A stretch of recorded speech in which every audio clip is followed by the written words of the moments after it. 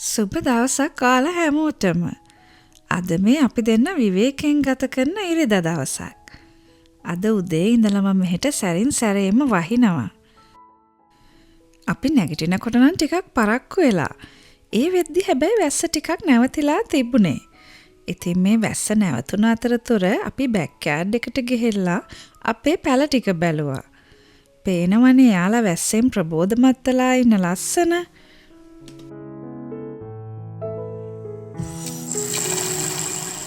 අපි පරක් වෙලා නැගිටපු හින්දා බ්‍රෙක්ෆාස්ට් එකත් මිස් වුණානේ. ඒ නිසා ඉතින් බෑක්යාඩ් එකට ගිහිල්ලා ඇවිල්ලා මම මේ දවල්ට කෑම ලෑස්ති කරනවා. අද අපි ග්‍රොසරි shopping යන්න හිටියේ. හැබැයි ඉතින් අද මේ සීතලයි වැස්සයි එක්ක එළියට යන්න හරිම කම්මැලි අපි දෙන්නට. ඒ නිසා අපි තීරණය කළා අද ගෙදර ඉතුරු වෙලා තියෙන මොනවා හරි දෙයකින් සරල කෑම වේලක් හදා ගන්නවා කියලා. මේ වගේ ඉතින් වැස්සේ සීතලේ ඉන්න දවසකට කම්මැලිකමට උයන්න හිතෙන්නේ නෑනේ. ඉතින් ඒ නිසා මං ඉක්මනින්ම හදාගන්න පුළුවන් දේවල් ටිකක් තමයි මේ හදාගත්තේ.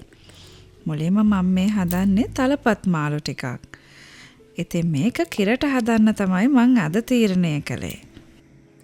ඉක්මනින් ඔයා ගන්න ඕන නිසා මම මාළු කෑලි ටික ගොඩක් පුංචියට තමයි කපලා ගත්තේ. මම වෙනදට නම් ගොඩක් වෙලාවට මාළු ටික කලින් දවසේ ලුණු ගම්මිරිස් දාලා මැරිනේට් කරලා තියන්නේ. හැබැයි ඉතින් අද මගේ ප්ලෑන් එකක් තිබුණේ නෑ මෙහෙම කෑම හදන්න මොනවත්.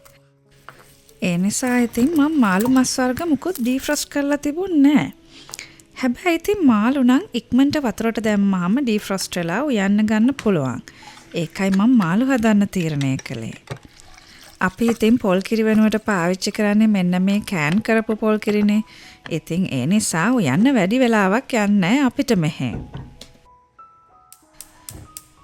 මාළු එකත් ලිපේ තියලා මම මේ ඊළඟට ලෑස්ති වෙන්නේ ගෝවා ටිකක් තෙල් දාන්න.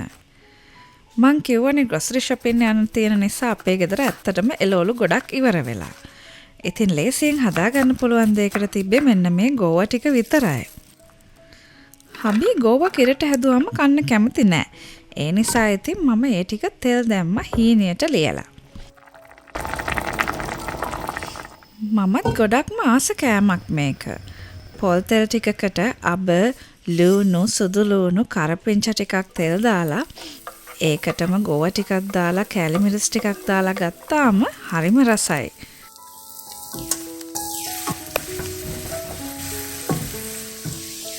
අපිට ඉතින් මෙහි පොල් ගන්න පොල් මිරි කන්න වගේ වැඩ නැති හින්දාද මන්ද හරි ඉක්මනට උයන්න පුළුවන්.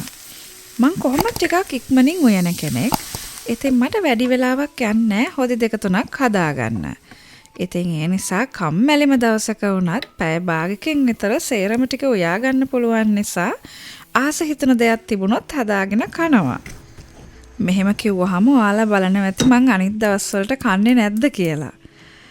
අපි කනවා හැබැයි අපි වේල් 3ටම උයන්නේ නෑ.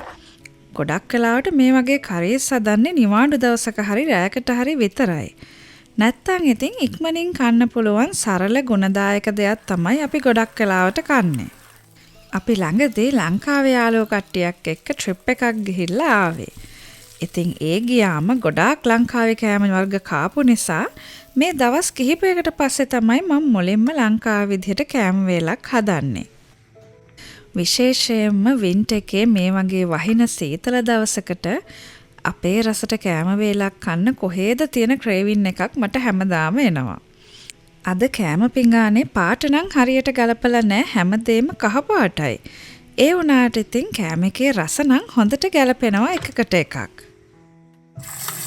අපි දෙන්න ඉතින් ගොඩක් වෙලාවට කන්න ඉස්සෙල්ලා ග්‍රීන් ටී එකකුත් හදා ගන්නවා කන ගමන් බොන්න. මට ඒක පුරුදු කරේ මගේ චයිනීස් යාළුවෙක්. එයාලා කෑම කන්න පටන් ගන්නකොටම ග්‍රීන් ටී එකක් දාගෙන ඒකත් එක්ක ඒක බොන ගමන් තමයි කෑම කන්නේ.